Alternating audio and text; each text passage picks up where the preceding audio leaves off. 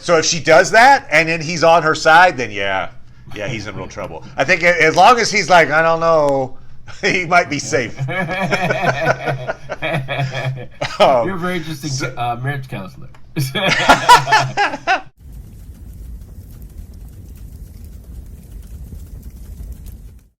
Hail, Internet! It's Paul. It's Matt. The Dork Lords. We're here talking about Umbrella Academy Season 2, Episodes 5 and 6, Valhalla, and A Light Supper. Yes.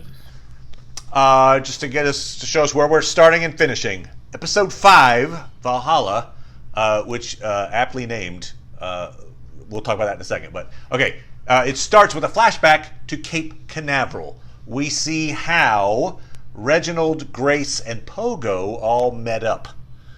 Grace was a doctor or some kind of scientist working with Pogo to teach him to go into space. Pogo is successfully sent into space. There's an accident. Looks like Pogo's going to die. Reginald has a serum, saves Pogo's life, probably also makes him super intelligent at the same time. And, Grace is very thankful that Pogo's saved, and they're together, and that's how the three of them got together. That's how we start Episode 5. We end Episode 6 with kind of a montage of what's happening with our heroes in this moment. We see Sissy and Vanya are agreeing to run off together later. And in the meantime, they're making out in a car while Carl is secretly and ominously watching. That's not going to go well. Oh. It's certainly not going to go well at all. Diego and Luther return to their apartment hideout of the conspiracy theory dude, Elliot, to find that Elliot has been murdered by the Swedes, the remaining Swedes. And they have written in blood Oga for Oga, or something like that, which I assume means eye for an eye in Swedish. But they're assuming they can telling us the read next Swedish. episode title. If they assume they can read Swedish, I guess. Which is oh, okay. I gotta look it up. That's before the internet. No internet. Yeah, that's right. Good point. They're in the 60s. They're like, I don't know. We gotta go to the library. And then we see Five meeting up with the handler in a hotel room. He is agreeing to her proposal to assassinate the commission's board in exchange for having the Umbrella Academy get returned to their timeline and there's no apocalypse. And she's got the secret location of the board meeting. They have this very secret meeting, and it's not just where they meet, but when. So they are meeting, I believe it's in 1982. Anyway, but they're meeting in a secret place, which is no longer secret. Five is going to go there and kill them all, theoretically, in episodes to come. So that's where we start and end. Paul, before we launch into anything else, what are your thoughts here on episode 5 and 6? I certainly am still enjoying it. I'm curious to see where it's going to go. Yeah, it's working for me. Plot is just chugging along. You don't have filler really at all in these things. Like tick, tick, tick, tick, tick, tick, tick. And I had to say, I mentioned Valhalla. My favorite... I think it's my favorite comedy scene this year. I think, Umbrella Academy aside. You can't shut up about it. I love this scene. It fits my comedic sensibilities. What we've seen of the Swedes so far for the first 4 episodes, I was like, it's fine. I kind of preferred Hazel and Cha-Cha, frankly, as our assassins du jour.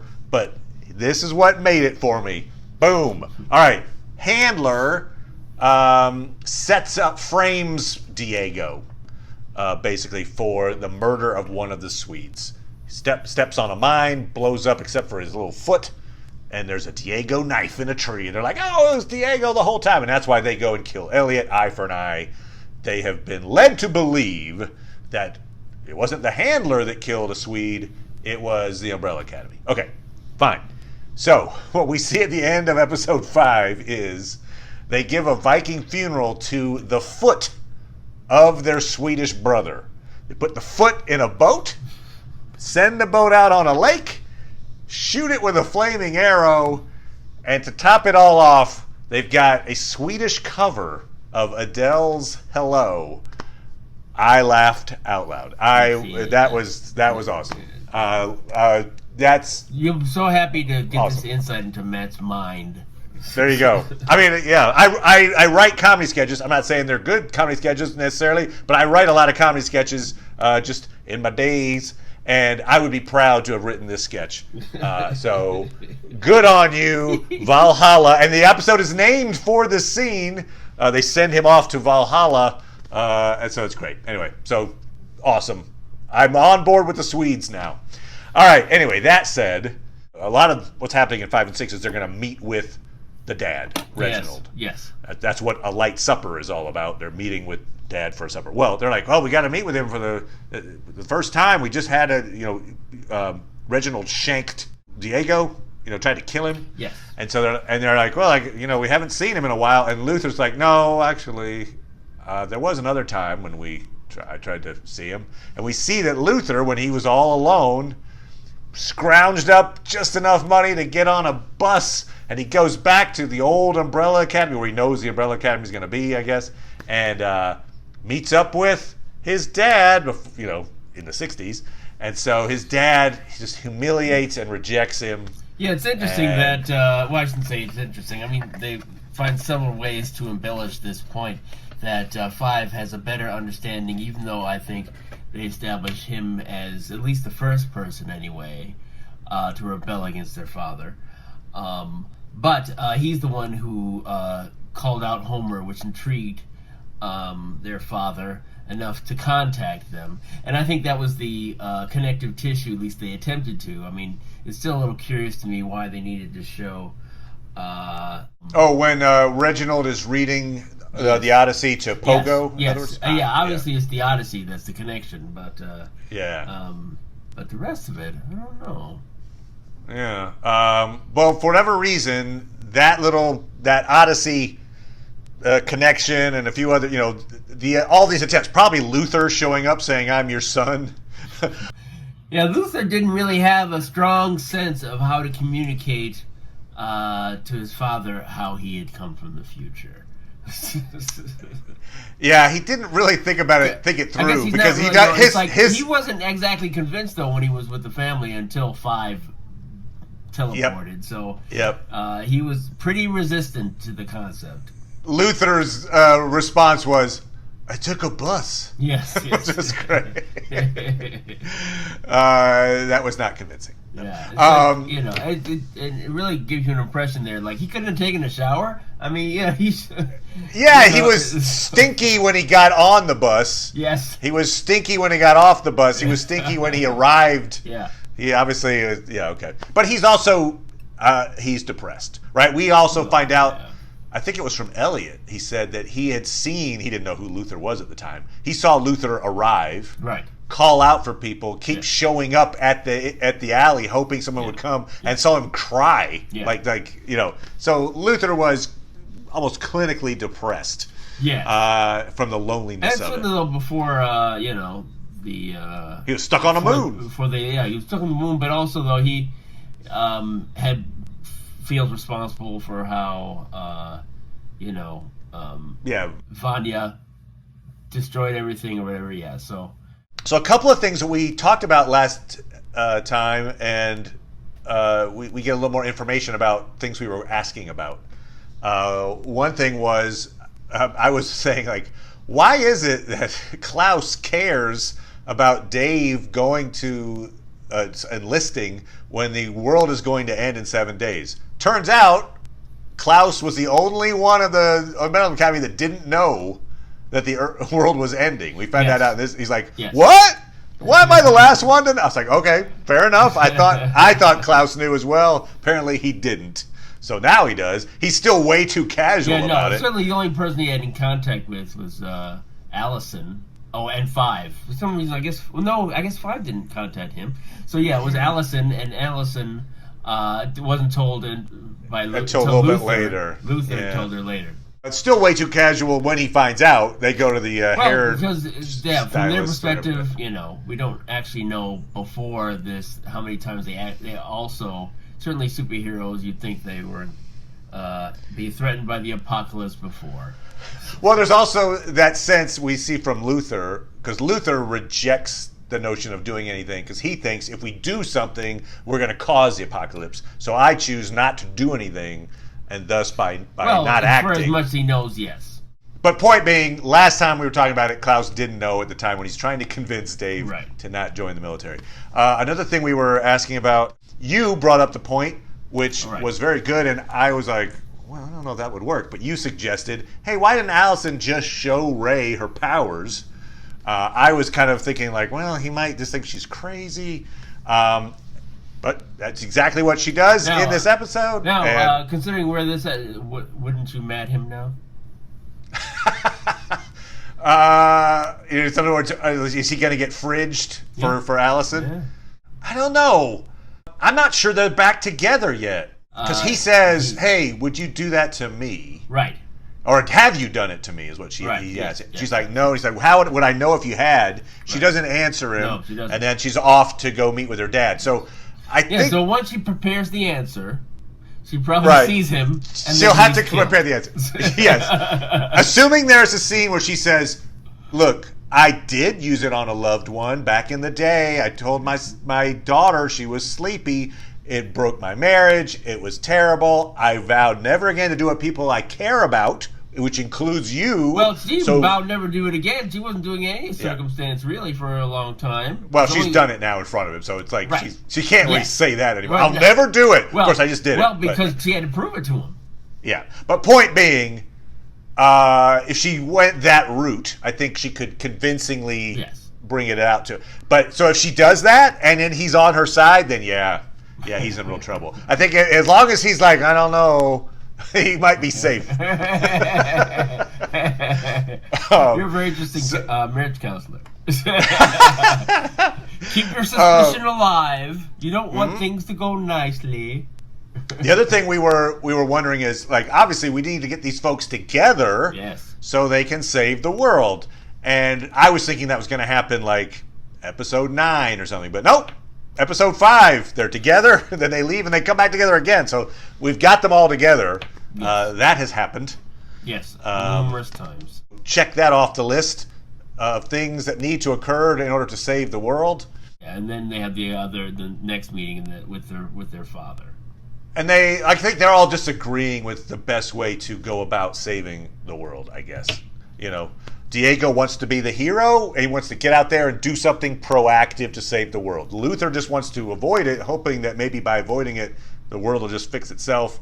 And then we see Allison, Klaus, and Vanya are just like, you know what? We'll do what we can, but in the meantime, let's tell the truth and be open and no more secrets, and we'll just kind of turn a new leaf and be better people. Or try to be better people in these last 6 days. I think the three of them, the three who are most motivated, 5, Diego, and 5 and Diego. 5 and Diego, yeah. Yeah. Luther isn't really doing a lot to. I mean, Ruby seemed to be an important relationship to him, and he, now that it's over, it doesn't seem like he's going to try to repair that, which is interesting. I do feel like the coming in on the death of Elliot, because Luther is a guy who feels guilt. He felt guilty about Vanya.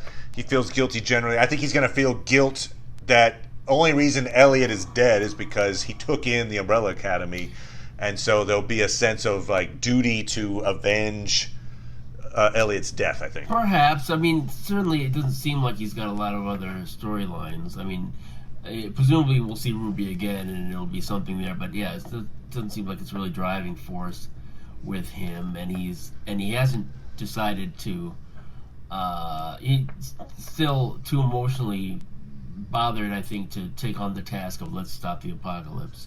Something very important while the gang is all together talking, I forgot who it is, somebody brings up the fact that, like, we are all screwing with the timeline. And they start bringing up like, oh yeah, you're with Jack Ruby. I'm trying to track down Oswald. Allison is in, protesting against the government.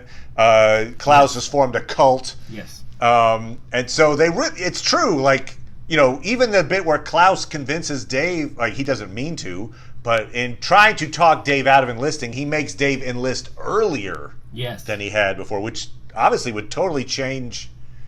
It changes things. Like they're changing time. Yes. And so you're like, wait, is this timeline then going to ripple to? Does that change the future when you were there in 2019, or was all that already set in stone? Is it kind of one of those like Game of Thrones? The ink is dry. In 2019.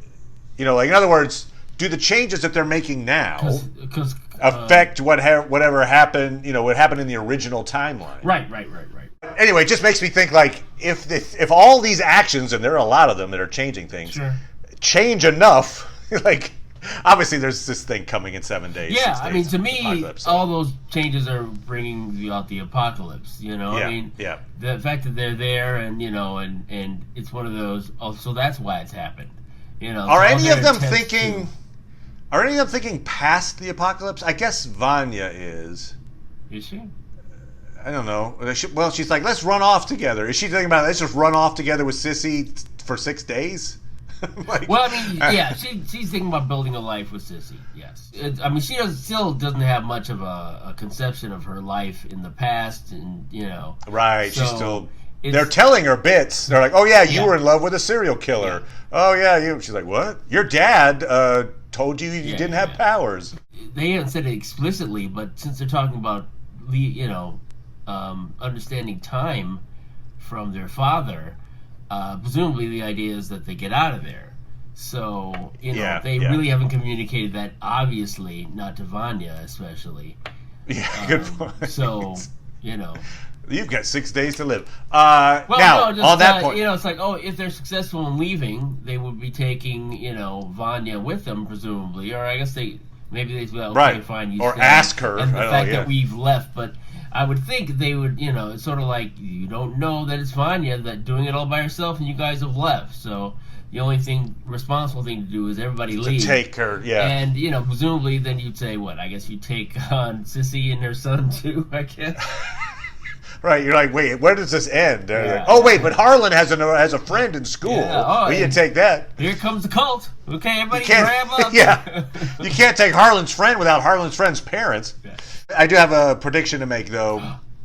In the middle of all their, look, we're screwing with the timeline. Sure. I think it's Vanya says something like, well, I'm just a nanny on a farm. Yeah. And then Allison says, well, maybe you're screwing with the timeline, you just don't realize it yet. Yes. And the answer to that is yes. Yeah, probably. Yes, you are. Probably, in a story, the person that's seemingly affecting the timeline least is affecting the timeline the most. So something happening at that barn. Farm. To the butterfly effect. Yes.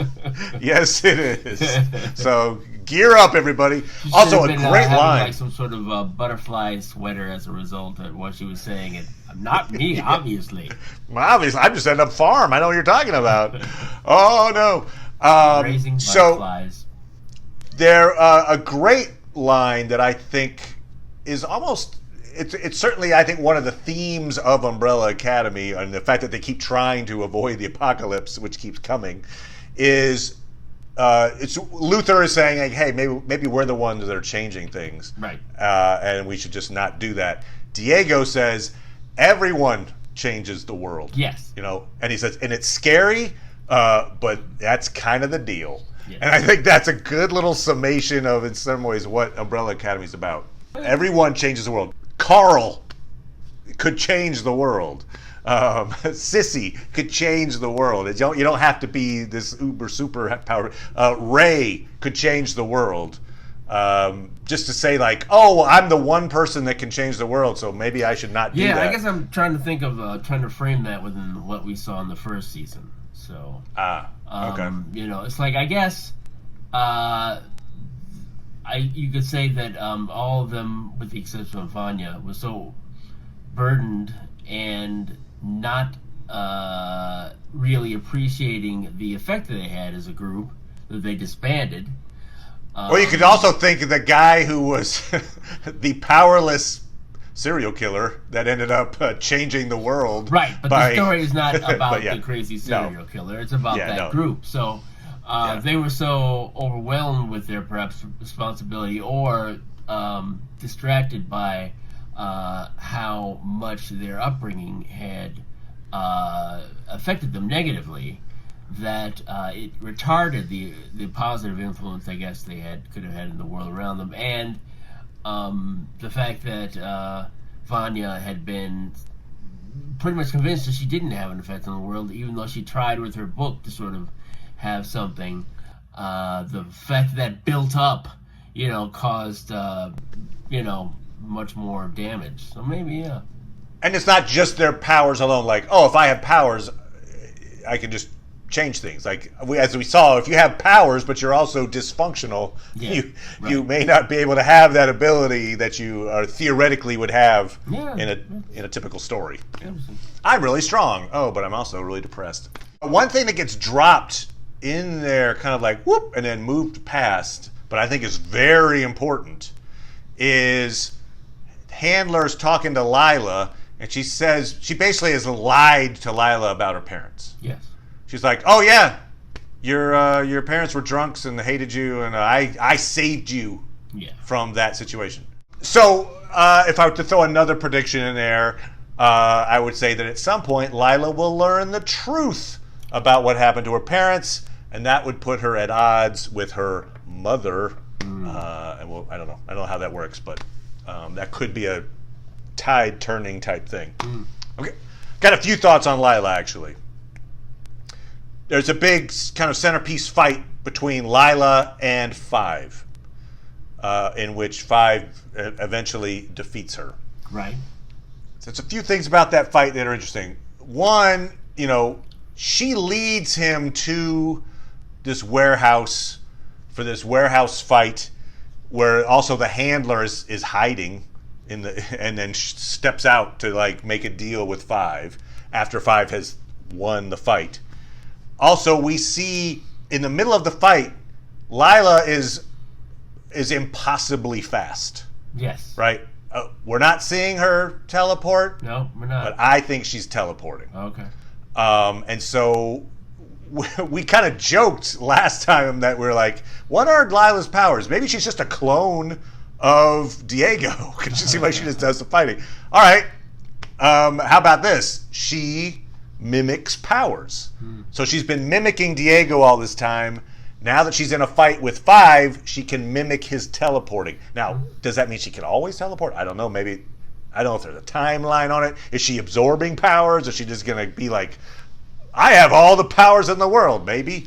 But, so at the end, when Five has his foot on her neck, you would think, oh, if she's got his power, she could just bamf away. Unless the whole point of that was to make Five think that he had gotten one over on them. Oh, I figured you guys out. Lied us with the commission, and you guys were trying to screw us over, and I won. Oh, you got us, Five. Anyway, could you do us a favor and take out the commission for us? So I think she threw the fight because the handler told her, hey, I need you to get in a fight with Five in the warehouse. Do you think she actually wants Five to accomplish his mission, or do you think she's just going to expect that he will fail in his mission and get killed? I think she expects he's going to succeed but take the fall. Like, she wants the commission board dead. Right. Because maybe that means that she can become the new head of the commission or something like that. She can fill the vacuum. But she knows that if she does it, she'll probably get blamed for it and do something horrible. But if Five does it, he's like, I know what you're talking about. That was Five's job. So I believe her when she says she was using him as a scapegoat when she's playing bingo. It's kind of a fun little scene. She wins at bingo, and it's like, screw you guys. She likes winning. And she's also playing this greater game, I think, with Five. She's using Five like a little chess piece. Well, she certainly expressed at least once that she doesn't want Lila to, be doing these big things. She wants it to be Five. So, yeah, it makes sense. Yeah, and, Lila once again mentions Diego. She obviously, I think she does have some little soft spot for Diego. The handler says, what if I told you to kill him? Would you kill him? She's like, you hesitated. So that might also come around at some point where she is ordered to kill Diego, and we have to see what that conflict is like. Might be fun to see. Here's a question. Yeah. Allison, when she's showing her power to Ray. Okay, so the first thing she does is they go to the clothing store that doesn't, only serves whites. Yes. And she gets all the suits. Cool. All right. Then they go to the diner, and she tells the waiter / owner, I think, of the diner, like, close your mouth. And so he can't open his mouth. Yes. Then she just tells him to pour coffee. Right. And she says, more, and he burns his hand, and he's just constantly... But she doesn't say, I heard a rumor that you have to pour more coffee. The only thing she did was she told him, close your mouth. But then she was in complete control over his actions. I was like, maybe I wasn't sure how the power works. Yeah, like, no, maybe it's not like Simon Says. Like, you have to say Simon Says every single time. Maybe it's a period of time. And the fact that she hears a command, it's within the time period. Because certainly, when they were getting, when the police broke into their place, she kind of had him set up ready, and he was waiting for a command that never came. So it's sort of, Okay. All right, I get that. So in other words, it's not just one phrase. You've got maybe you could throw a few phrases in there. Yeah, as long as a few orders. Presumably within the time, before he sort of comes out of it. Presumably. Gotcha. Okay. No, I like that. I like that explanation. I was like, I would have liked. I would assume she would have said, I heard a rumor. I wanted more coffee. More. Conversation between Reginald and Five. Five is looking for some kind of a, greater wisdom so that he doesn't have to go kill the commission. He's like, hey, Dad, tell me what I have to do here so that I don't have to go and do this thing I don't want to do. Right. And the advice he gets is, well, you keep jumping these giant jumps. Maybe you limit it to a few seconds. And Five's like, I don't know, what are a few seconds? He's like, a few seconds, can change the world, which reminded me of Galaxy Quest, actually, is what I was thinking of. The Omega 13 device. Oh. You remember that? Where it's like you can go back, I think it's 13 seconds. Oh. And so it's like you can change, you can change one decision. Yeah. So obviously I think that's going to happen, right? He being Five is going to jump a few seconds in time at some point, in an effort to change maybe JFK getting shot or something like that. Makes sense. So he will use his father's advice. Kind of my thought. Now, why is Klaus refusing to tell everybody that Ben is there? Yeah, I don't know. I think it's just him being an asshole to Ben. Yeah, I get that feeling too. I'm like, I mean, after that one event, do they? When he jumps into his body, I guess he says Ben, right? So he does say, "I'm Ben." So and nobody grabs onto that. No, it doesn't seem like because I guess they still don't have a way to really communicate yet. Is Klaus when he made the dead people go after? Were they being seen by us only, or were they being seen by the?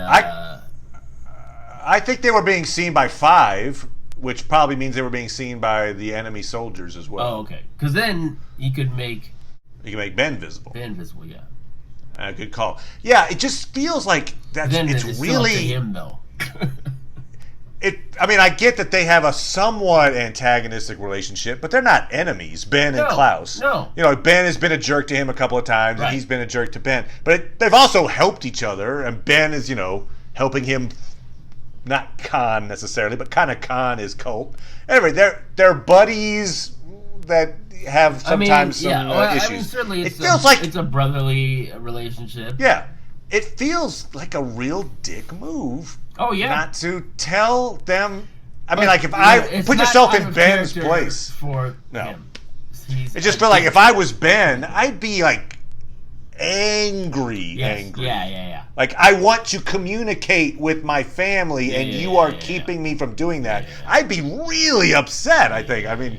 He's taking it well, but he does seem to have some limited, control of the world around him. You think you just pick him a pen and start writing, "No, I am alive." If he watches the movie Ghost, look out. He's going to, write on the mirror...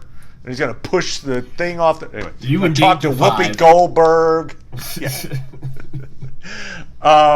So that's obviously going to happen too. There will be a moment when he fully engages and takes over Klaus's body. I think Klaus will be Ben for a long period of time at some point, like a whole scene. Oh, okay. Well, like scene, 5 yes. minutes, as opposed to yes. 2 seconds. Yeah.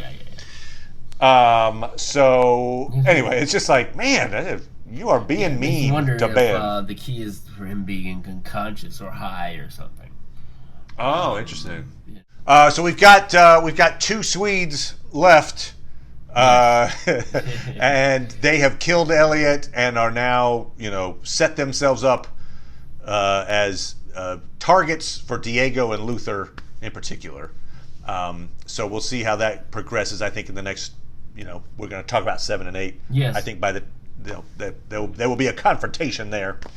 Any other thoughts, sir, as we launch into episodes 7 and 8? Presumably, we've heard about. We haven't. I haven't spoiled myself in terms of the season finale. There's a cliffhanger or something that's coming, and so which suggests then that every thread that we're seeing is not going to be tied up. I guess it's possible. I can guess something new, but yeah, go ahead, guess.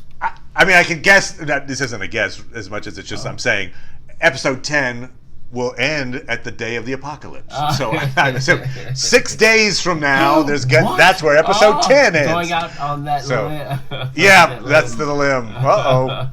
It would be very weird if it ended 2 days before the apocalypse. Yeah. Oh, I guess there's more to... Hang on. I'm running away with Sissy. Oh, wait, no. So yes, I assume we're going to get to the apocalypse and in some way avert it, right? I don't think the show will be so dark that it would be like, yep, the apocalypse happened, everybody died, and now you're living in a post-apocalyptic world. Could, but probably not. I'm going to say not, but what I'm hoping doesn't happen is, they go to another time and take the apocalypse with them again. Please no. You can't do that for a season 3. The apocalypse is happening on 5 days now that we're in 2030. They have enough, going on. A full-fledged war would be with the commission would be a perfectly decent season. Agreed. 3, and that's certainly. The commission isn't going anywhere, and it's still kind of. Or maybe even the Majestic 12 or whatever. We know this other group now. Right. So, potentially, maybe the rest of the Majestic 12, if Reginald sides with the Umbrella Academy, maybe they see him now as a traitor, and so the Majestic 11 are against Reginald and his family. I don't know. Whatever. I'm just throwing that out there. But yeah, something like that as opposed to another apocalypse would be the best idea. We will find out pretty soon. Yes, we just got getting there. So we're getting there. We're getting there. We're also talking Lovecraft Country, people. So you can come back for Lovecraft Country as well. Lovecraft, baby, Lovecraft. Lovecraft, baby. So yes, come back for that. And yes, thank you so much, Paul. You're welcome, Matt. As always, a pleasure. And we will be back talking all things dorky soon. Bye, everybody.